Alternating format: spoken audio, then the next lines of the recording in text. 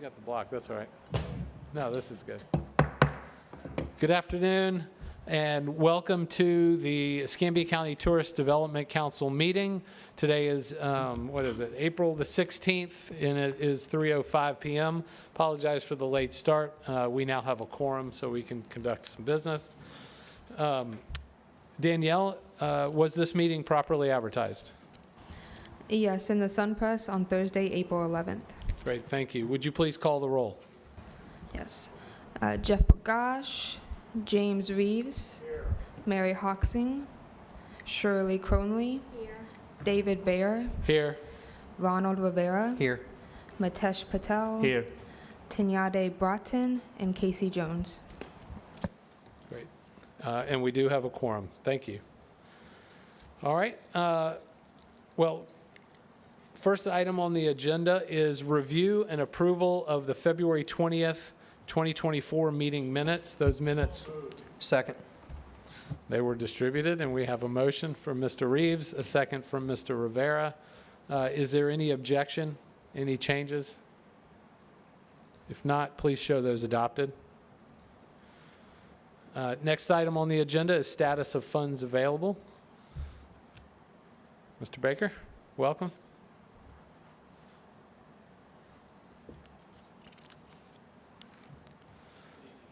Oh, please turn on your mic. There we go. Can you hear me now? Yep, Okay, perfect. perfect. Good evening, Council. I am James Baker with the Escambia County. Go ahead. Go ahead, I forgot to allow for public forum.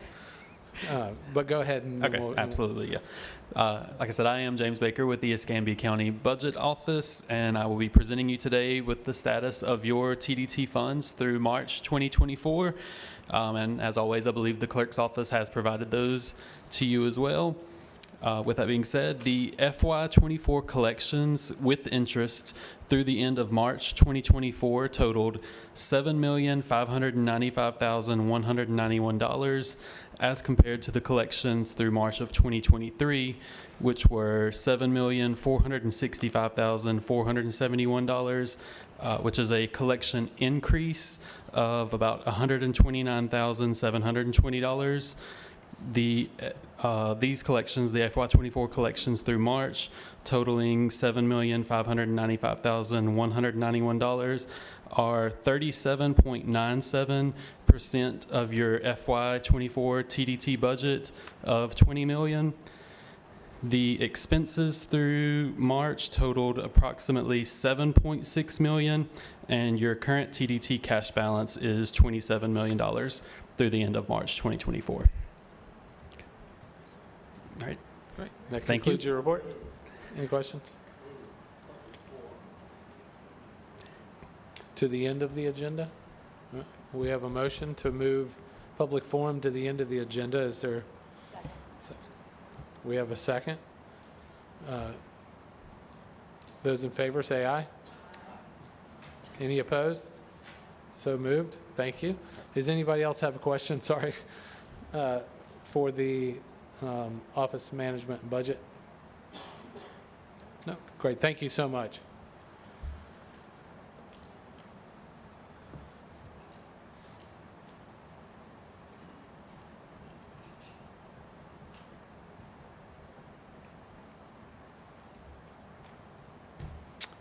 All right, then next item on the agenda is the Pensacola Bay Center funding request. Michael Capps, welcome. Thank you. Good afternoon, and thank you for the opportunity to come present before you today. And I hope everybody received the information that was sent out that kind of outlines this request. This is something that we've been working on with county staff as an approach to address the issues with the building, to improve it, maintain it, and keep it operational. We just completed hockey season, and that's one of the biggest successes that we've had recently. Unfortunately, they didn't win on the ice and were eliminated, but our revenues are showing tremendous growth. We're averaging a little over 12 grand more per game to the bottom line. And I'm bringing this up to attribute that to some of the investments that have been made to the building in the past. It was primarily for Sun Belt Conference, but as outlined with the video board boards, the Wi-Fi system, the POS system. It's improved our experience and our operations there overall as a whole. And so these efforts are to, address that and keep it moving forward. To quick summarize, we started out with a FCA full facility condition assessment from Populous that we did with a third party. They came back with some pretty big numbers. And again, that's why we've come back to look at the 18 million plan versus and then bring it down to 10 million. These are systems that would go into place and needed regardless if we were to do any kind of renovations or building new or adjusting the space. And there is a step 2 plan to address that. It's still in the process, but this is, first and foremost. Most notably because we've all talked a lot about the ice plant. And with the continuing hockey, that's going to be a need that's going to come up next year. With that, if there's any questions, you want me to touch on anything specifically, I'm here to answer any questions.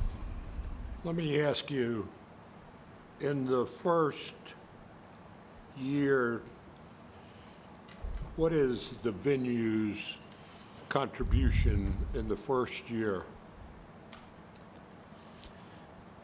The venue's contribution, I'm looking at this thing right here. yes, sir. Okay. Okay, it's got 4 slots that the venue's paying for. So that's actually just an identifier. So nobody's paying for any of that. The full request would be coming before the TDC. That's the 10 million.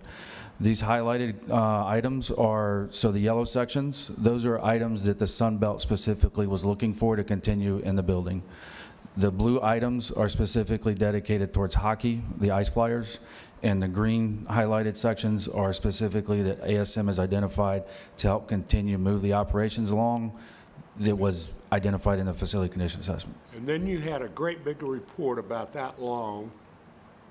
Was that 76 million? It was 72 million through the first 7 years and 132 over the full 20 years of that plan that came back.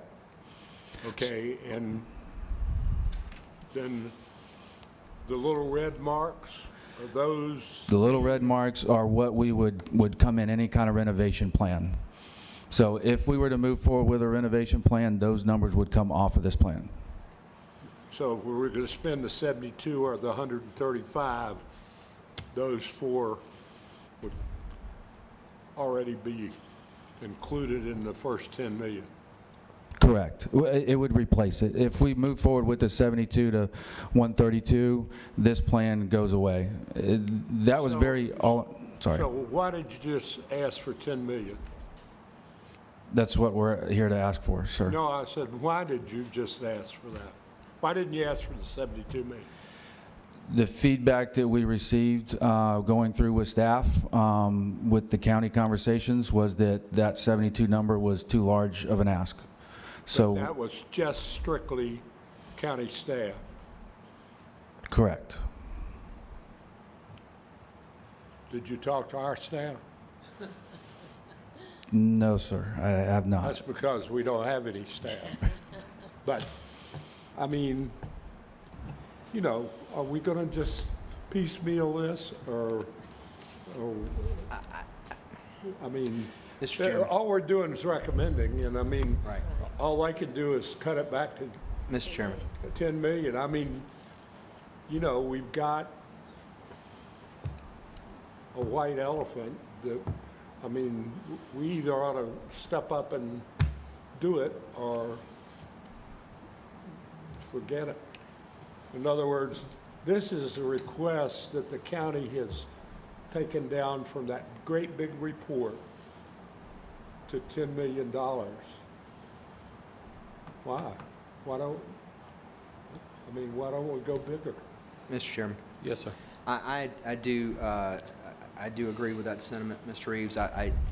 It is concerning to me that Mobile is going to spend around $300 million for a venue, and we're piecemealing something out. And if that's what we're going to do, I think we all need to be on the same page if we're putting a Band-Aid on the subject. I think, I've been very vocal about the Bay Center since I've been here. I'd like to see something great for our community. But if you're telling me also, it becomes a little bit more challenging if you say, no matter what we do, we've got to have the $10 million. No matter what happens, we have to do that. I'm like you, why don't we just see a full package and then make a decision? If it's just a recommendation, right? That's it. Well, we don't have any choice, but we've been furnished with all the information that the county's been furnished with, and it's almost a 10-year plan. And, you know, something exciting may come along, but here's the way I look at it. If I was going to ask somebody for something and I had a choice of 10 million or 132, I'm going to ask for the 132 because I'm a big spender when I don't have any control over the spending of the money anyway. And if I may add that there's step 2 of this plan, which is the renovation concept, and that is to do a renovation of anywhere between $30 and $50 million. And so what we're doing is trying to look at it to give the board here, all the stakeholders involved, the county commissioners, options to make an informed decision. For example, you mentioned Mobile, $300 million right now. Talking with the architects that we're working with Populous, if we were to start that process now and then getting into building in 2026, 2027, you're looking at a $500 million project to build a brand new building. So this is presenting an option that could be 50 million to get another 15, 20 years good useful life, reinvent the building a little bit to where it gives opportunities what people are looking for in a venue with club space, premium options, additional seating, those kinds of things. So 1/5 of the price for that. We're just trying to give that option. And Commissioner, we would love to have, Councilman, we would love to have a brand new building. If you ask Greg with the Ice Flyers, he'd love to have a brand new building to play in. But the 132 million doesn't get you a brand new building. No, sir, that just fixes what's in the building. So if Mobile spent 300 just to fix theirs up, what you're saying is it costs almost 600 million to replace. With the way construction costs are escalating, yes, sir. That's what we've been told by the architects. And I think the better question might be, what are we losing for that? Not what we're gaining, right? What is Mobile going to get for that we're not going to get? What heads are going to be put in beds in Mobile, Alabama, opposed to Escambia County for that? Maybe that's the better question. They're going to get a better use of space for what people are looking for right now. You know, the building was built and opened in '85. Those spaces were used much differently than they are now. We're not going to be able to attract any type of conventions. I don't know what the plans are for that facility.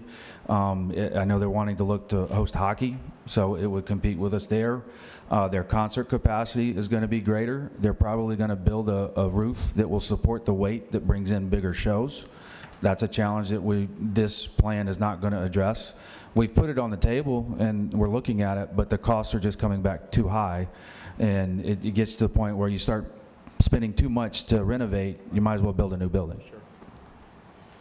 So how much would you be comfortable with if you didn't have to worry about anything? In other words, what is the point that we get to diminishing returns as it relates to the dollars? 10 million, 72 million, 135 million. Not sure exactly how to answer that. We're comfortable with the 10. That's why we've asked. Okay, I moved that we approve the recommended 10 million. Yeah. Well, we have a motion on the floor from Mr. Reeves, a second from Ms. Cronley. Is there any further discussion among the members? Yes. Yes, please. Michael, do you know, with the study that was done, has anything been shown if you spent this 10 million or the 18 million or the 132 million, how much of that helps replenish the TDT funds that this would require? Or what is the return? And I know you said hockey's doing good, but I also know, or I feel like hockey is a local thing. It's not bringing a whole lot of heads and beds for hotels when it comes to hockey. So attendance can be great for hockey games, but what is that doing for the bed tax that this amount, $10 million or 18 or 132 would take? That's a lot of money out of that pot. It's on the last page Yes. of his letter to us. Depending on how much money you spend, he's giving you a breakout of what you get back. Yes, so, and that's in the renovations, that's not the 10 or 18 million. But the money that we're talking about here, that's going to continue hockey. It's going to increase revenue to hockey. It's going to increase revenue for Sunbelt, for Second Baptist Church, all of the events that come in from out of town that bring visitors. We had a cheerleading competition last weekend. We have another one coming up next weekend. These enhancements will keep the building going for those events to continue coming back. I can't really say that it would exponentially go up. We don't have an exact return on that. We ran the return analysis on the renovation piece, and that's where the different concepts went from 1 million to 3.6 million. With the new refined concept that we're coming back with Populous this week is to have the same return on investment. And there is conversation about ASM coming in to help contribute with that and then potentially change the management contract to help reduce the subsidy with the goal, obviously, reducing it to zero. But quite frankly, you're not going to make any money. You're just going to reduce how much money we have to give them to operate is all you're doing. Right. Now, that's not bad, but my point is we're really not going to get any money back. We're just going to have to pay less in the future. Michael, just to kind of piggyback on that, when you guys meet with Populous, do you include Visit Pensacola or Pensacola Sports in these renovation talks, or, you know, because they know what folks outside of Pensacola are needing or looking for, and you know, what you may not have, and be able to say, hey, if you had this, or if you do this, we could get these events, or we could get this, or we could capture this. Are you including them in these talks or these meetings? I've had casual conversations. They have not been involved in the process. It's been strictly ASM and the county facilities because it went through the county facility procurement process. So we work with them, update them, and is this what we're looking for? But that is a good point. I think we should be able to get some involvement from them. Yeah, I definitely think that it would benefit you and all those parties because they know so much, and I've been on both of those boards. I'm on Pensacola's sports board now, and I've heard of events wanted to come, but the Bay Center didn't have this, or the Bay Center was taken because of this, or it's all, and it feels like there's a Bay Center issue, and that's why we lost this group, or that's why we didn't have this event, or there was hockey, or so, because hockey games were on, we lost three nights of this event that was going to come and could have brought a lot of heads in bed. So sometimes I feel like hockey keeps it going, but we also sometimes sacrifice events that could come and bring outside business. So I think including those would help avoid some of that and help maybe plan or organize things a little bit better so that we can utilize the Bay Center to replenish the pot that we're taking out of. Absolutely. I understand and agree 100%. So, Michael, at our last meeting, you discussed this, and you talked about how one of the options was to take out the end seats to be able to extend the floor. And Correct. it would actually give you greater seats, so higher revenue, higher occupancy, or utilization, rather.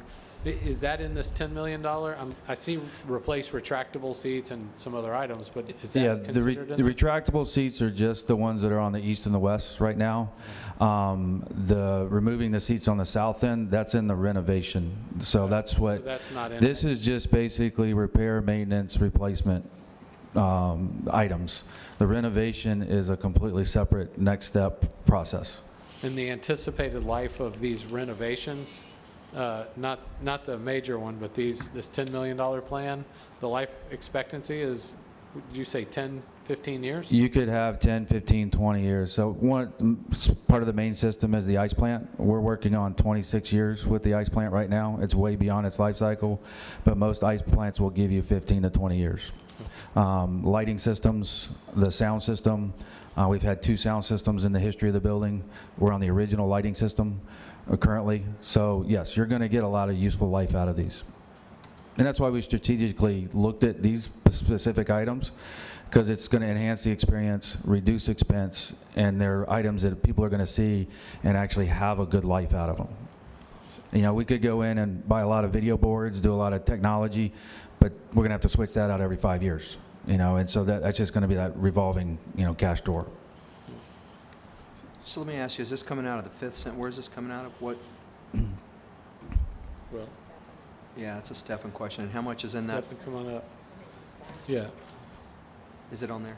So we have different reserve funds that we've created. Right.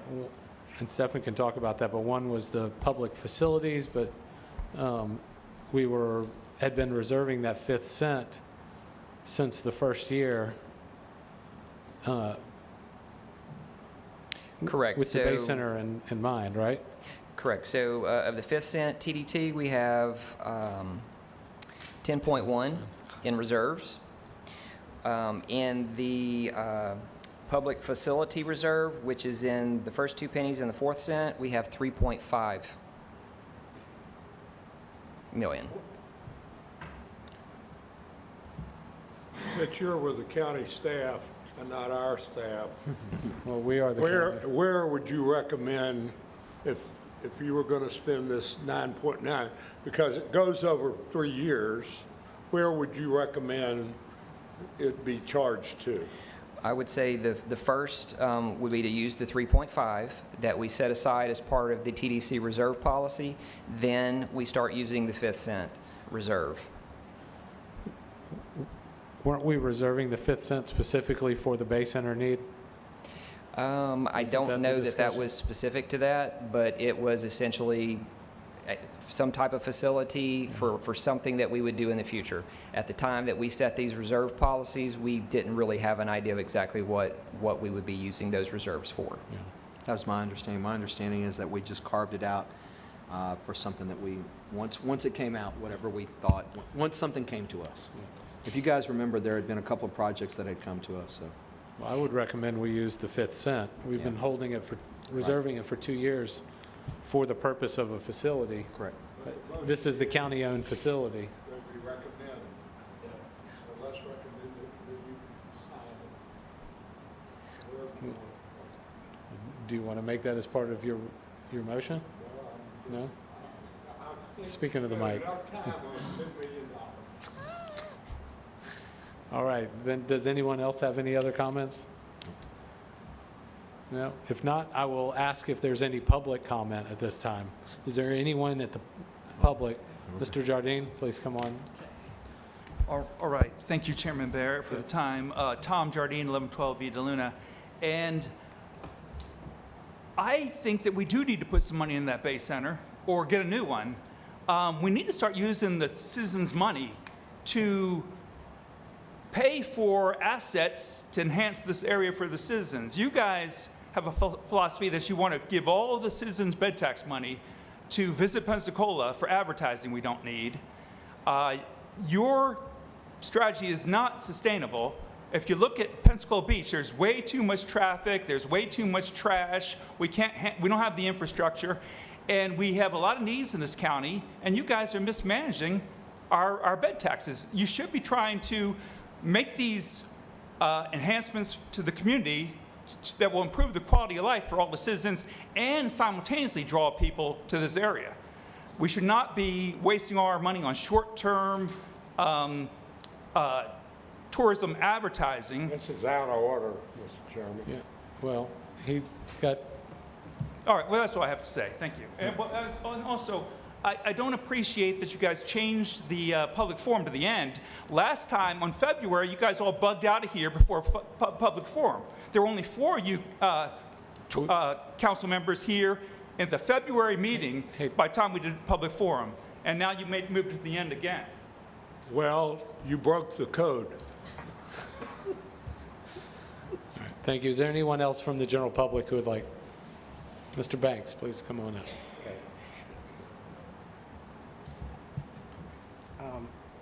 Is it evening? Good evening. Please introduce yourself, My sir. name is William Banks from William Banks Enterprise. The Bay Center. I'm with Michael 100%. I use that Bay Center. And I talk to a whole lot of promoters throughout the country that has really great big shows and try to convince them to come to Pensacola. But when they look at the facility, they'd rather go to the Smoothie King Center in New Orleans. They'd rather go to State Farm Arena in Atlanta.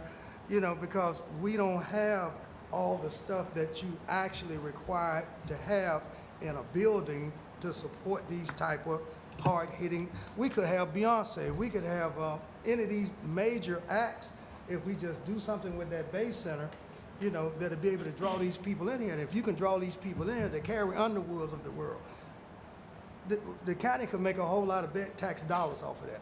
But we need to be able to, whatever Michael is trying to do with that building, it really needs to be done because it is in bad shape. I just used it in May, okay? So, and I use every opportunity that I get to bring a show into Pensacola. But the complaints I'm hearing from the not from just the artists, from the production staff and all the people that you put together to produce these festivals and concerts, we need to do something about the building. You know, I mean, he's right on time. I mean, $10 million sounds like a lot of money, but it's way, way less. Mobile killing us. Mobile is killing us on all shows. They are killing us. They just killing us all the way around. And our money, our back tax dollars that we have end up going all the way to Alabama. That, to me, that just don't make good business sense to me when we can have the same identical thing here in Pensacola, Florida. Thank you.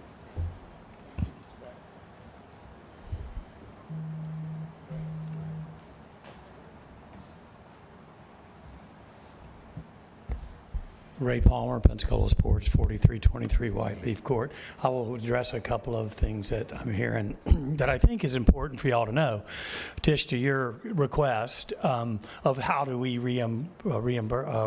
recapture the investment here. Here's a very simple economic impact report on Sunbelt Conference basketball. We had a 5-year contract. We've run through 4 of our 5. It's been made exceedingly clear, a few points to both us and Michael at the Bay Center from the Sunbelt Conference staff. And one is, if we don't do something about the Bay Center, after 5 years, they're gone. That's 100% fact, right, Michael? 100% fact. So the other thing is, and the other fact is they want to be in Pensacola for another 5, if not 10 years. And they are honestly waiting for this vote, sitting in New Orleans right now, to see what the commitment is from our county going forward with this building to finish negotiations for another 5-year for us to bring forward and settle. So, and this is 3,900 out-of-market attendees last year. We had virtually the same number this year with 2 teams that were as far away as you could possibly did. The ticket sales were flat. They were thrilled with flat because you had JMU and Texas State in the finals. Not a single person from Mobile, Alabama drove over here because we didn't have any local teams. So when we get local teams, the use of this building and the attendance and this thing, and the Sunbelt Conference is thrilled. You're talking about $2.5 million of direct economic impact last year. We don't even have this year's numbers. So there's where you get return on this investment for this money. So there you go. I think that's really some information that might help y'all make a decision. Where you take it from, I think it's going to end up being a wash. Can I ask a question? Sure. Will the 10 million satisfy the Sunbelt Conference? Does that address the issues that they have said? Michael? I'll try and answer them. I'll let Michael put. It's going to address a lot of the high-level stuff, but this is, I think, as Michael said, I think this is the first phase of a second ask. This is money that's available that we know where it is, and it's set aside. It's been being set aside with this purpose. And as you may or may not remember, we funded a study for another indoor venue that's going to be coming back with results in the next 60 days so that you will have something, two projects to be looking at and working at in conjunction with each other. And I think, and I'm hoping that that's what the county is looking this as a big picture of how do we accomplish all of that. And it will go a long way. It won't make the decision for them because they are looking for that next step. They are looking for that renovation to reimagine the space, to get what other venues are having. So, I can sum it up from the commissioner's standpoint with the Sun Belt. He wants their athletes to have the same kind of experience they're having on their campuses. They have state-of-the-art arenas. They have all the new amenities. This venue does not. So well, that's what they want to do. The plans that we presented to them with the concept so far, they love it. They said we're right on track with those concepts, even with the budget-friendly numbers, not the big 300 million, 500 million building, with what we're looking at to reimagine a bunker club, mid-level club, loge seating, that kind of atmosphere. That's what they're looking for. They are looking to try to have that by their spring meetings, I think, in June. We're not on track to hit that mark. But this does show a lot of good faith, and I think it will help with the negotiations of that 5-year.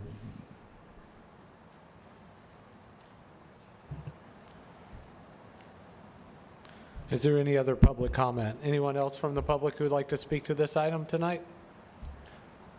No, seeing none. Any other comments or questions from council?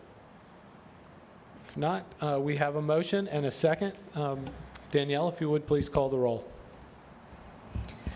James Reeves. Shirley Cronley. Yes. David Bayer. Yes. Ronald Rivera. Yes. And Matish Patel. Yes. So motion passes. Thank you. Thank you, Michael. All right. Next item on the agenda, outside agencies, Unified Budget Group, Visit Pensacola.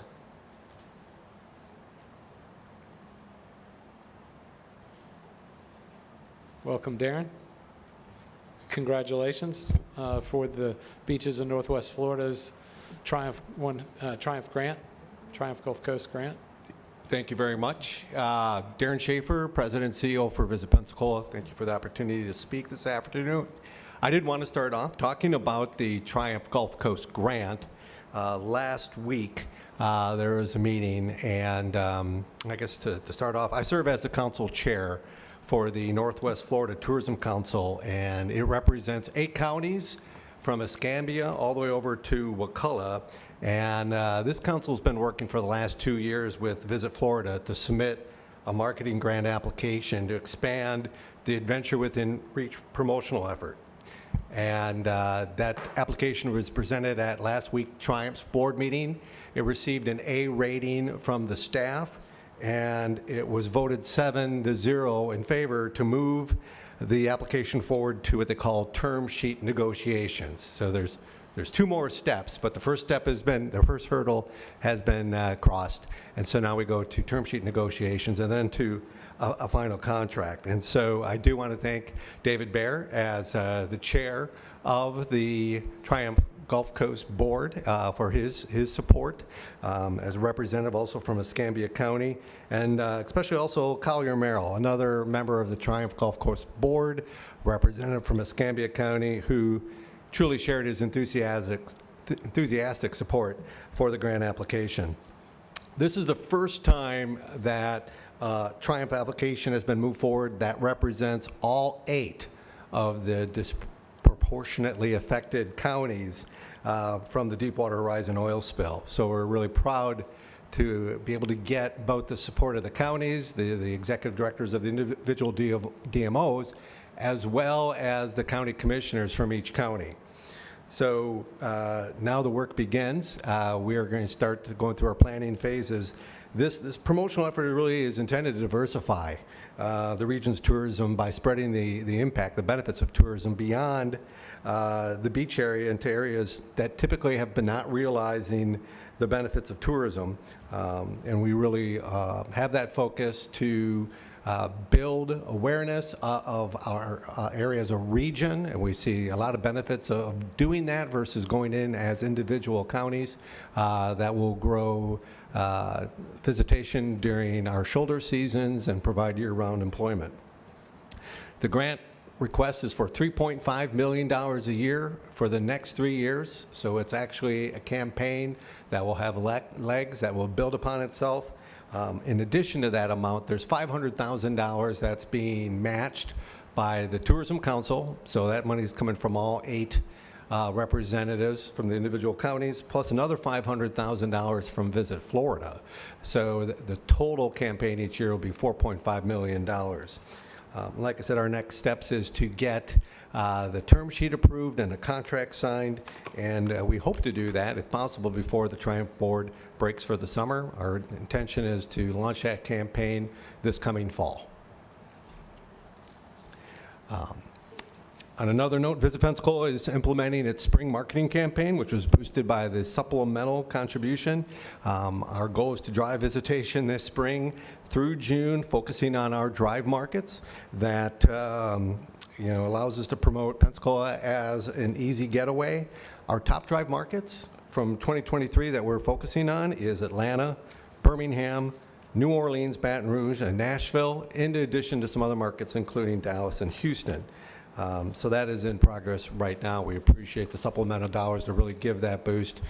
We do have new inventory, both on the traditional side as well as additional vacation rentals. So we see this as an opportunity to help fill that additional inventory.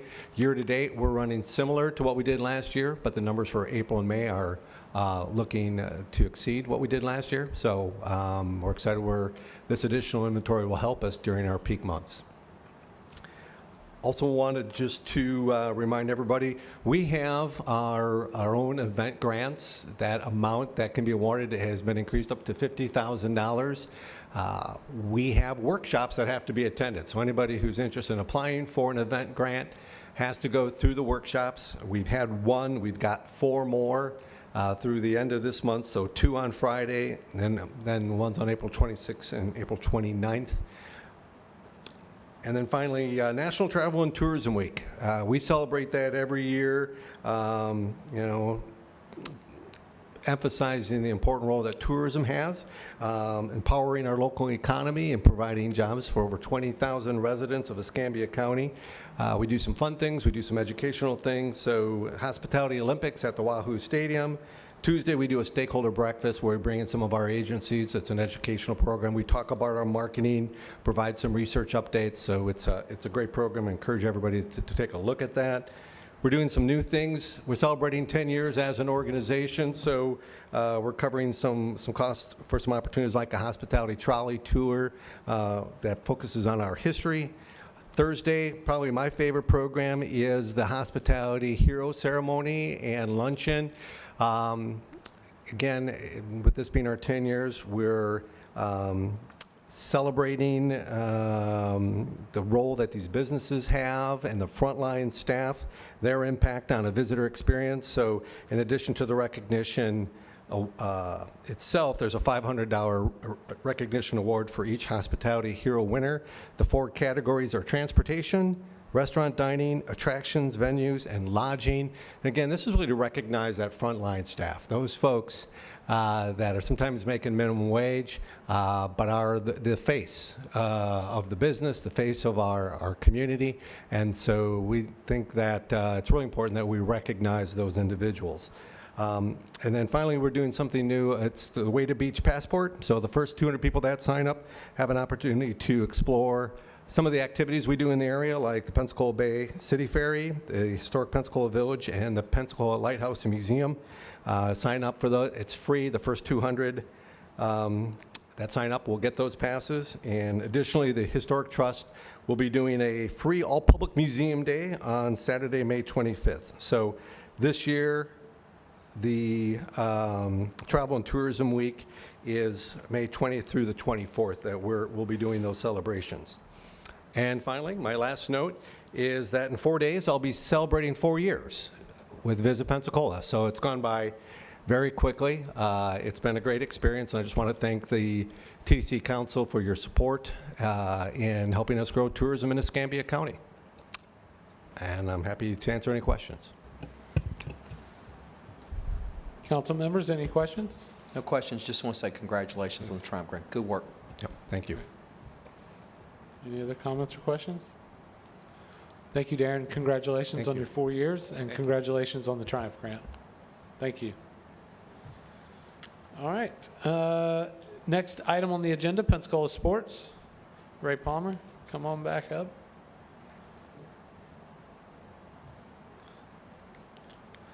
welcome back. Ray Palmer, President, CEO of Pensacola Sports. Thanks for having me back. I really was not going to talk much because it looks like y'all had a pretty full agenda today, but it's an exciting time actually to to be in my world for a variety of reasons. And what you just voted on really makes it an exciting time because now we can truly move forward with his really what is our mission, which is the sports tourism component. A couple of things that have happened recently that I think are of interest. This past weekend, we had two events. We had our DeLuna swim at behind Flounders on Pensacola Beach, bright and early on Saturday morning. We had over 330 swimmers and their families in town, making us one of the largest open water swims in the state of Florida. We had about a 30% growth from last year to this year, so we're really excited. And of course, we had a gorgeous day and a gorgeous time for a swim.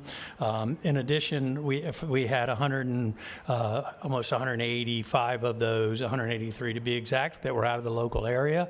They came from Boston, Tennessee, Georgia, Texas, Arkansas, North Carolina, Louisiana, and so I guess that should have been Massachusetts, not just cities and then states. But in addition to that, we had our firefighter challenge, which is one of the coolest things we do. We had 200 plus participants and their families fighting the sand and doing firefighter exercises from Friday night and Saturday morning, which is, I say every time, if you've never seen it, you should come see it. It is well worth it. And again, we had participants from, I guess I had those participants I had backwards. The DeLuna swim was the firefighters were from the places I told you.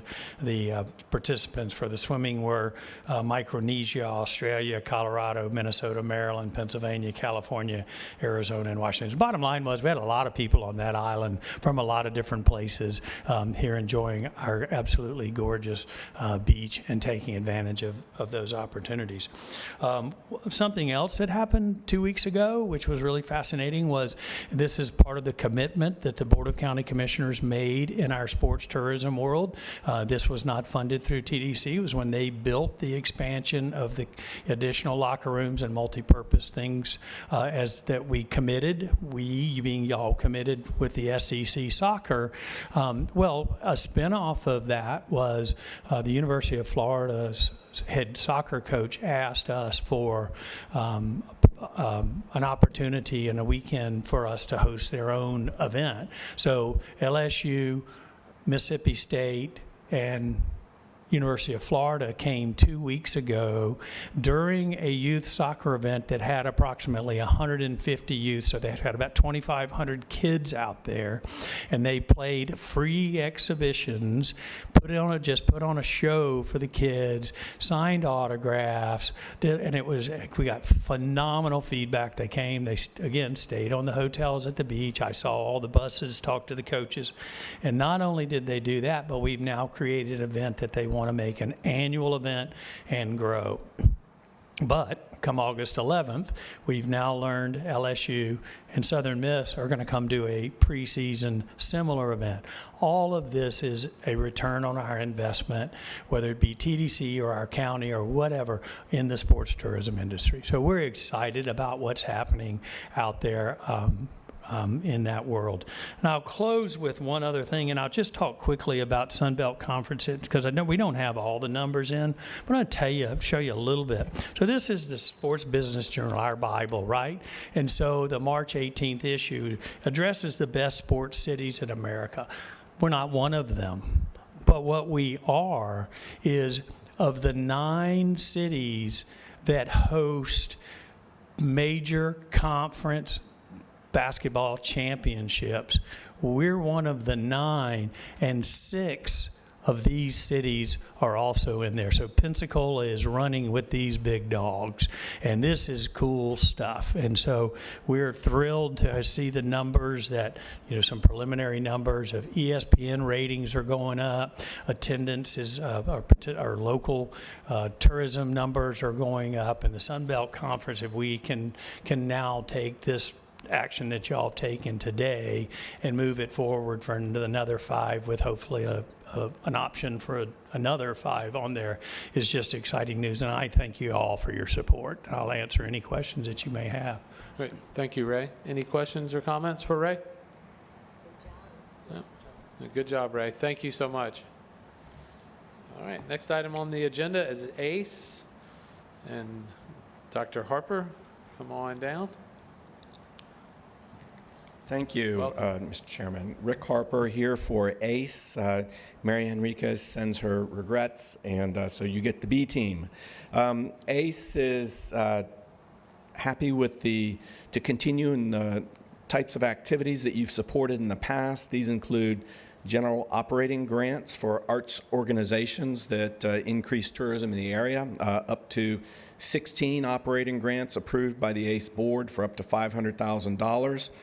In addition to that, there's the Foo Foo Fest, and the Foo Foo Fest grants sum to $500,000, related marketing, $450,000, and then there's Vacation Artfully as well. So we're delighted to hear that tourism revenues are up, it seems, about 1.7% year to date relative to last year. And so we hope that the TDC will be able to continue its excellent activities, including supporting improvements to the Bay Center as well as other activities such as ACE. I'd be happy to take any questions. Thank you, Dr. Harper. Any comments or questions? Thank you. Great. Thank you so much. Appreciate it. All right. Next item on the agenda is under other business. Good Hope Cemetery, TDT request. That was from the District 2 County Commissioner. Commissioner, would you like to welcome? Yeah. Sorry I didn't point you out when I saw you earlier, but welcome to our meeting. I won't make many comments. This came through, there's several people in the community that are signed up to talk. Since Jeff isn't here, I guess I can't make comments. But this cemetery, as you know, we have 4 different cemeteries in the district that are maintained under historical black cemeteries. This cemetery is in Warrington and has been neglected for some time. And it kind of fits into the blight that we're dealing with over there. But I think you're going to hear from UWF on some of the stuff they would like to share with you. So I think you're going to have several speakers. And this came up from them, not actually from me, as an interest to improve the area. Thank you all. Great, thank you. All right, so we do have some speakers signed up to speak to this. The request is, hold on, where did I put it? We have the request for an extra, it's for $25,000 to go through West Florida Historic Preservation, Inc., the UWF Historic Trust. We have, I know of a few that would like to speak to this. Margot Stringfield, would you like to? Let me just ask you this. Is this heads and beds?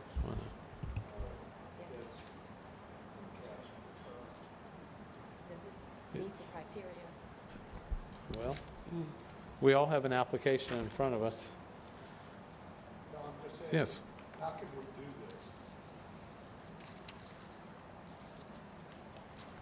this? Well, why don't we let our speakers speak, and then, because there's no motion on the floor. Thank you so much for having us today, and thank you for your continued support for all of our historic properties in Escambia County. Jennifer Melcher is here with me today. We're both archaeologists at the University of West Florida Archaeology Institute, and we have been working for the past 20 years with Pensacola and Escambia County's historic cemetery resources. These are outdoor museums. They tell the history and show us the heritage of our community in ways that are often not seen just in the written record that we have. We work closely with the UWF Historic Trust. The county commits funding to general maintenance of these cemeteries because they are often unanchored. The trust handles the flow-through funding that comes from the county, and the Archaeology Institute handles oversight of activities that take place in these cemeteries. And this is basically overseeing conservation projects and making sure there's sound management in play. All of our services are pro bono and in kind, so there is no fee for our services.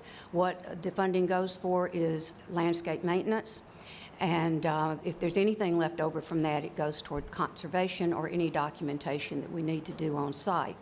We were approached to help with Good Hope, and this is a wonderful opportunity to add another historic cemetery to what we've been building on in terms of looking at our cemetery complex as a whole. Good Hope, just like AME Zion Magnolia and Mount Zion, these are first and second generation post-emancipation burial grounds. And they tell a story that complements and exceeds much of what we know about what was happening at this period of time in our community. So preserving them and bringing that knowledge to the public is actually a real asset to the community.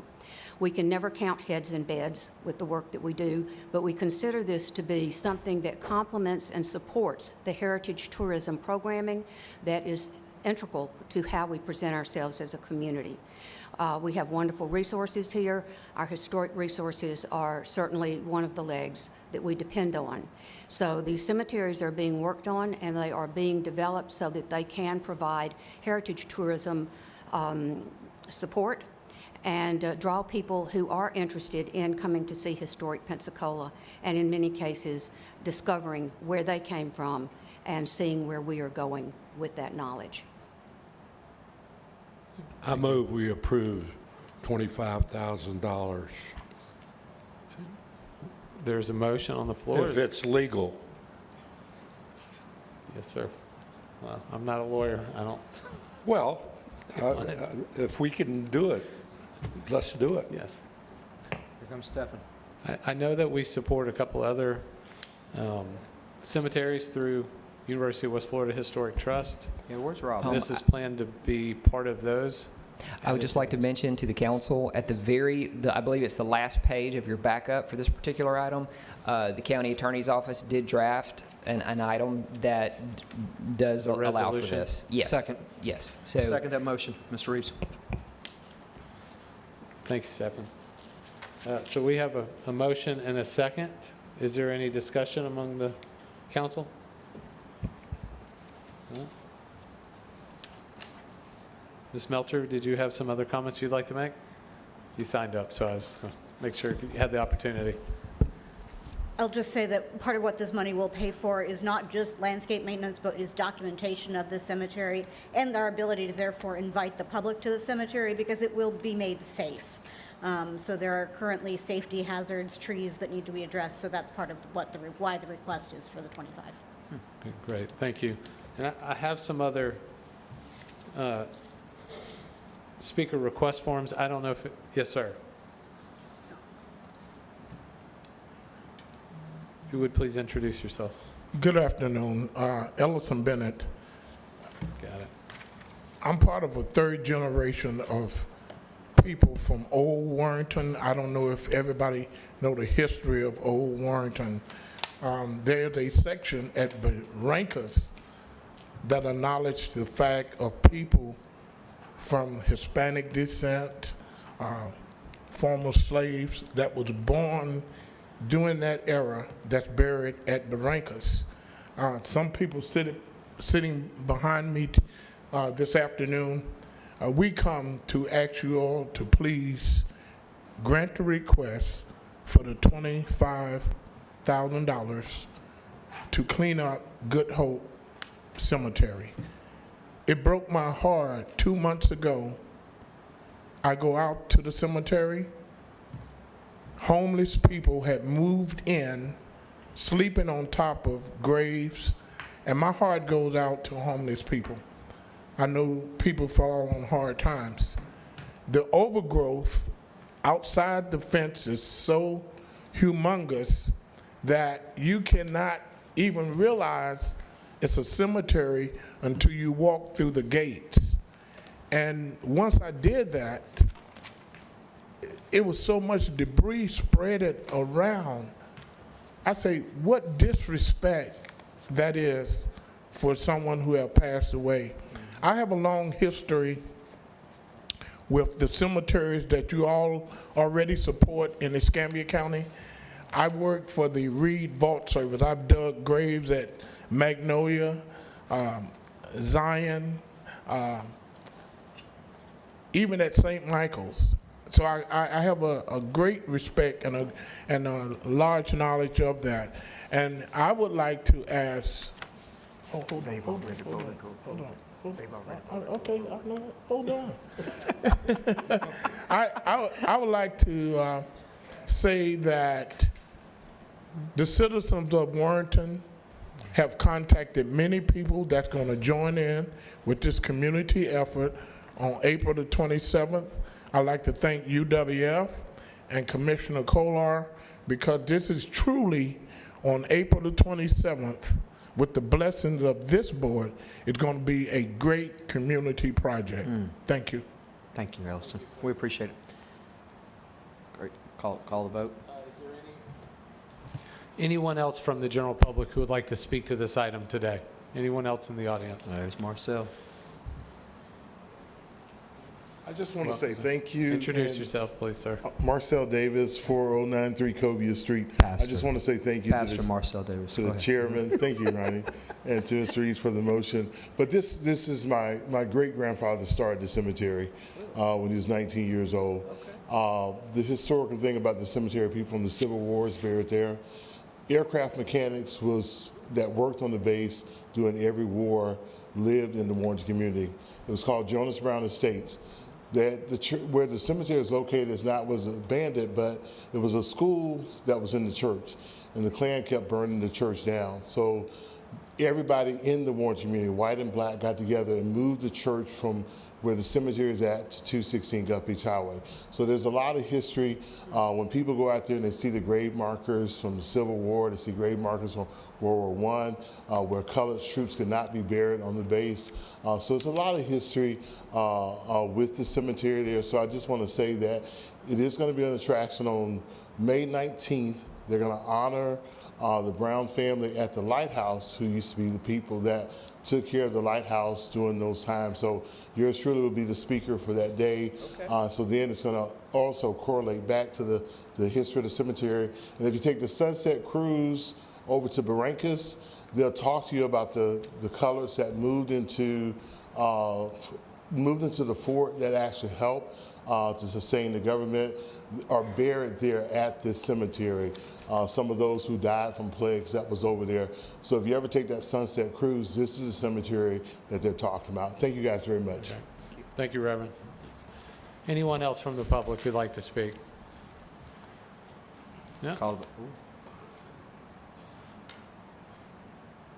Thank you. Please introduce yourself, sir. Don't really want to speak. I just want to thank the board.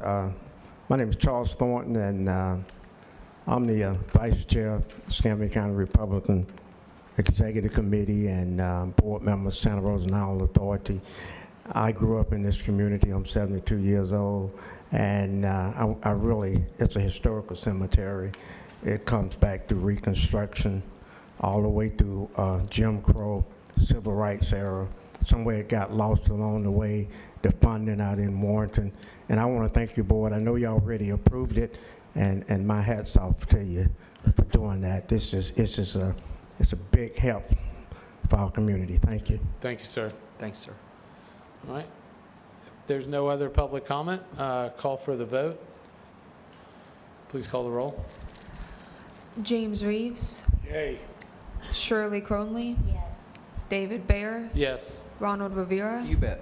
Mitesh Patel. Yes. Motion passes. Thank you so much. Please show it adopted. All right, next item on the agenda, and we are losing quorum soon, so we need to be quick. Next item is beautification of the welcome signs at Perdido Key. Commissioner Burgash asked to put this on the agenda, and unfortunately for work, he had to go out of town. We did receive a copy of the proposal. from Alexander Hines Construction LLC, proposed scope of work. The price, as described, is $3,482.08. Any comments or questions? I would entertain a motion. Make a motion to approve that. We have a motion from Mr. Rivera. Is there a second? I'll second it. We have a second from Ms. Cronley. Is there any further discussion or debate? No? Is there anyone from the general public here today that would wish to speak to this item? Seeing none, I'll call for the vote. Danielle, please call the roll. James Reeves, Yes. Shirley Cronley, Yes. David Bayer, Yes. Ronald Rivera, Yes. Matish Patel. Motion passes. Please show it adopted. Thank you so much. Next item on the agenda is the 2024 Gulf Coast Jazz Festival request. You have the packet of information with you, and we have Mr. Banks here. Would you like to present?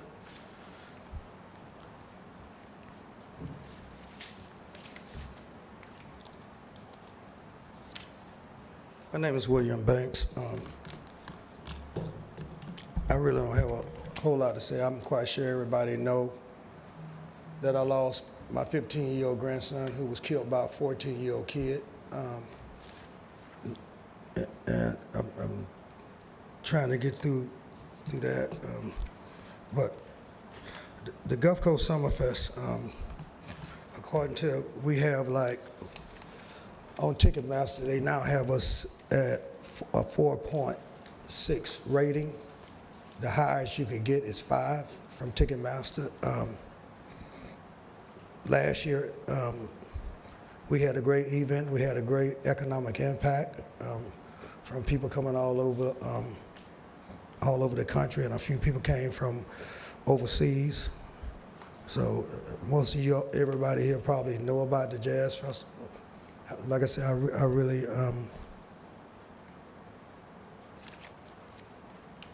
don't have a whole lot to say All right. today. All right. You know. The request is for $150,000. He's provided in the packet backup information, including the tax return for his corporation and the Sunbiz posting of the corporation and the impact study from their last year's event showing a $20 for every dollar spent return on the investment, with 1,748 out-of-town visitors and 858 residents. Direct spending a little over $1 million, economic impact $1.5 million. Are there any questions or comments? I actually have one All right. real quick one, Mr. Chairman. Yes, sir. Mr. Banks, I thought we had talked about this was going to be a nonprofit coming back the next time. Do I need to check the minutes on that? Am I wrong on that? But I You're thought that right. we were going to. You're right. Okay. I have been informed that that's not a requirement anymore. Okay. Okay, Stephen? and that came from the Attorney County General's staff. office. Thank you.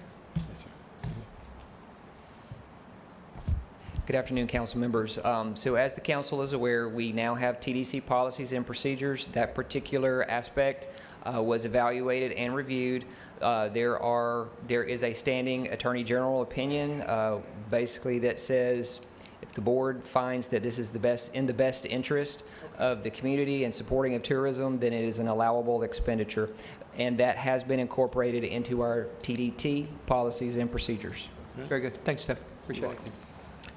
I do have a question. Yes, sir. I know we also now have a form for all requests. Was the form filled out and sent to you, Stefan? I don't see it in the packet here. For any time there's a request for funds. Are you talking about for Mr. Banks' request? Yes. Or- Yes. Yes, there's an application. Okay. It should have been included in your backup. I'm not seeing it. Yeah. It might have been emailed to us, but we don't have it in the printed. I don't think I have. There's a couple things up there. But yes, every applicant does fill out an application that is We have also the part of our. one-page checklist. Hmm? We have a one-page So there- TDT expenditure checklist form. Somehow it's just been, it was there. Danielle should have it, and I'm sure she can send that out to each of the council members Very good. again. Thank you. I would entertain a motion at this time. Would anyone like to make a motion to approve $150,000 for the 2024 Gulf Coast Jazz Festival request? When is it? Do we know when it is October. for the one this year? Yeah, it's in October. I know last year's was October. I don't, without, My question is this. You got this right here, it's October 17th, Thursday is what I don't even have one of those. Mr. Banks provided October us. 18th Okay. and 19th. He gave it to you, it's on each of our, he put it on each of these. My question is this, Mr. Chairman. Yes, sir. All these nice applications and then all the post-party reports, who reviews them on behalf of the TDC? Stefan? I do know the Stefan's office reviews them from a county perspective on how the money is spent. And then the review goes to the clerk's office before it's reimbursed, and their office reviews all the expenditures to ensure that they're meeting the statute. That is 100% correct, Chairman. So when we get it, we know But- it's been done.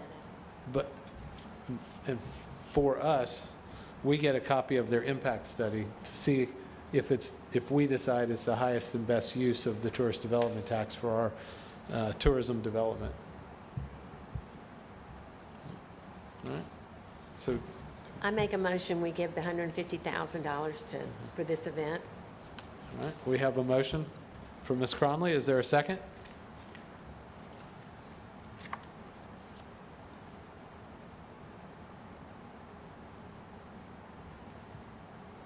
This time, I'd like to pass the gavel. I'd like to second. Thank you, Mr. Chairman. Call the order. Let's call the vote. See if there's any public comment. Is there any public comment? I left. It's Cadillac. Okay. Yeah, please, come on.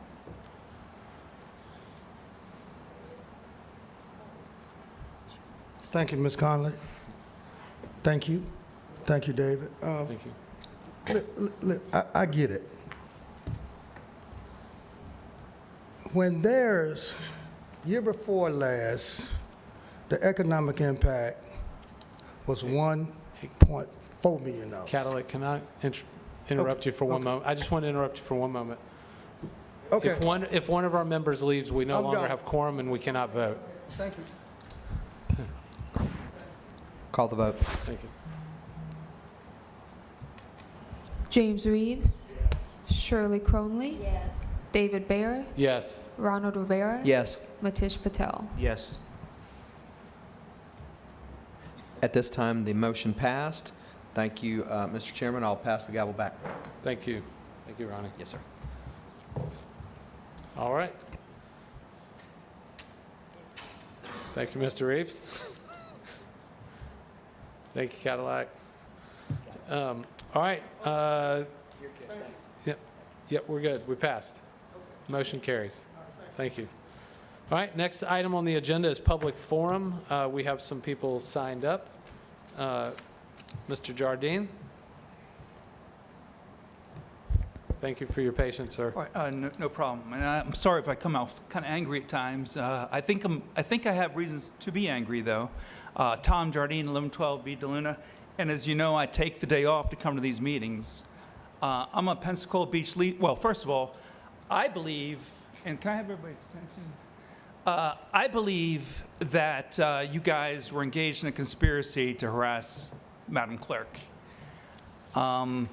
The county commissioners filed a writ of mandamus for her to pay their expenditures.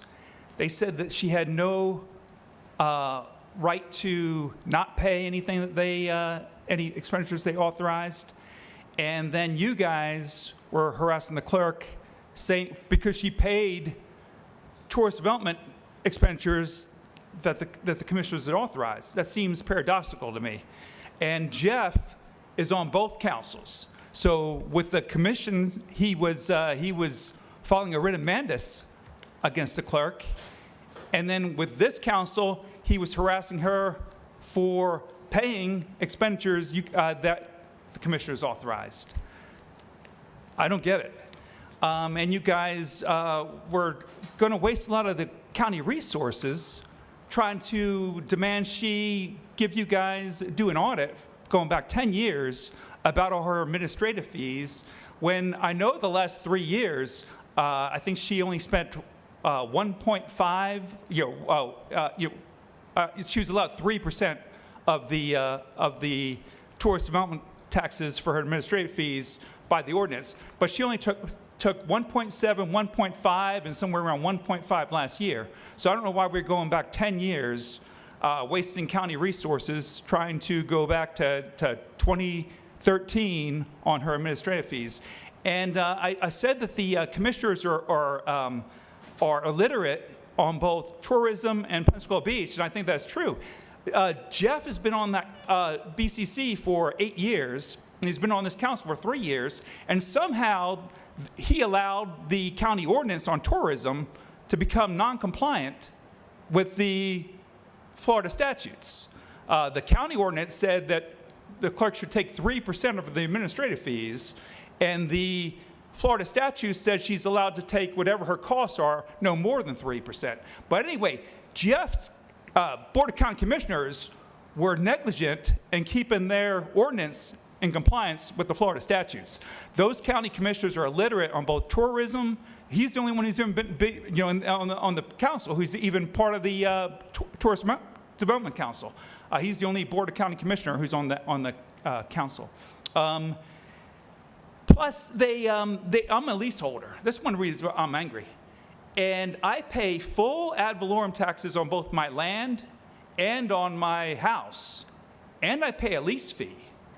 And those county commissioners scapegoat the leaseholders commonly at their meetings for the absurd tax policy on Pensacola Beach when those commissioners were the ones who championed that tax policy.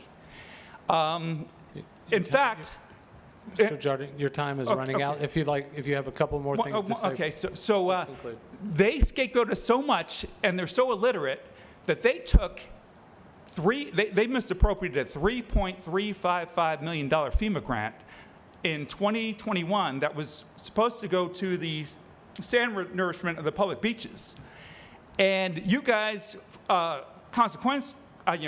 subsequently, have authorized $500,000 to the public beaches, but you're not going to make up for that $3.355 million FEMA grant that was misappropriated till 2030. You guys, the county is in a deficit for paying for those public beaches. The Great Pensacola Beach leaseholders are paying $1.6 million towards those public beaches.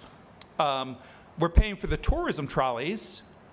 And you guys said that it's illegal to fund those tourism trolleys. I showed you all in the Florida statutes where it specifically says explicitly that we can purchase those tourism trolleys with bed taxes. Okay, I know I'm out of time. I could talk all day about things, but I don't have time. Right. Thank you, Tom. I would like to make one comment about one of the items you brought up, and that is about the TDC having issue and taking issue with the clerk's office for spending the funds in a way that maybe the county commissioners had directed her to do, and she went ahead and spent that. But in her lawsuit with the county that you brought up about the 401A, she argued that she has a responsibility to review all warrants, any request for funding before she actually writes the check. And the issue that the TDC had is that she neglected that responsibility, that she says she has the obligation, that the law says she has the obligation.